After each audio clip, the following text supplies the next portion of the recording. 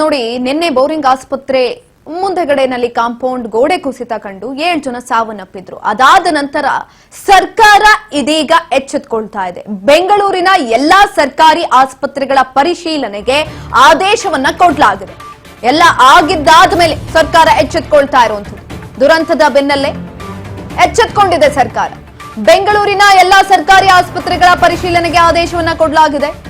Boring, Victoria, KC general ಆಸ್ಪತ್ರೆ, C V Raman ನಗರ ಆಸ್ಪತ್ರೆ quality ಚೆಕ್ಗೆ ಆದೇಶವನ್ನ ಕೊಟ್ಟಿರುವಂತದ್ದು.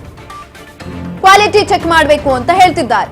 ಈ ಒಂದು ಸಂದರ್ಭದಲ್ಲಿ ಬೋರಿಂಗ್ ಆಸ್ಪತ್ರೆ ದುರಂತ ಬೆನ್ನಲ್ಲೇ ಸರ್ಕಾರ ಎಚ್ಚೆತ್ತುಕೊಂಡಿರುವಂತದ್ದು. ಭೇಟಿಯನ್ನ ಕೊಟ್ಟಿದ್ದಾರೆ ಪ್ರಕಾಶ್ ಪಾಟೀಲ್. ಈ ಒಂದು ಸಂದರ್ಭದಲ್ಲಿ ಸ್ಥಳ ಪರಿಶೀಲನೆಯನ್ನ ಮಾಡಿದ್ದಾರೆ.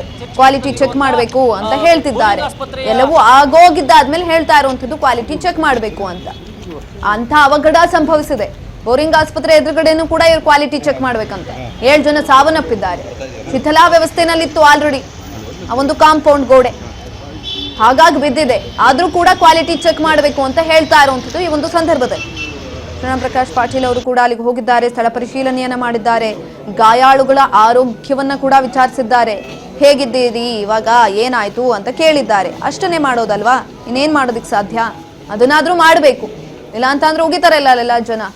ಹಾಗಾಗಿ ಹೋಗಿ ವಿಸಿಟ್ ಮಾಡಿ ಬರ್ತಾ ಇದ್ದಾರೆ ಎಲ್ಲರೂ ಕೂಡ ರಾಜಕಾರಣಿಗಳು.